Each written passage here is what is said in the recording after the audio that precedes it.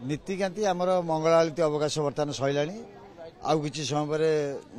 माघस्नान दिखाई आमर सूर्य पूजा कर अन्य नीति जहाँ सब अच्छी आमर कोठरोष कम हम तापर द्वार बल पूजा हम आमर सकाल धूप हम सूर्य पूजा भोग हम आज स्वाभाविक है नीति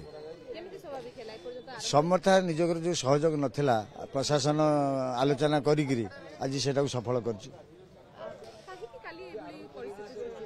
प्रशासन जब आंतरिकता सहित जो दृष्टमांस हो सांगे सांगे आलोचना माध्यम करा जाता ये सब कहार एठी लिंगराज मंदिर प्रति कहार टे ये ध्यान ना काली समर्था सेवारे गोटे नियंस पाली को लेकर ये द्वंद्वटी काली उपस्थित था सी अंशरे कहीं न था कहती से नियंस आगुरी बर्तमान आउ जन को दायित्व दिहला करने सी जड़े करूला ताकू लिखित आकार प्रशासन तरफ दि जाता सी हठात कहला मुझे जेहेतु मुझे लिखित आकार पाइनि मुझे ना तेणुक लिखित आकार दि जाकरा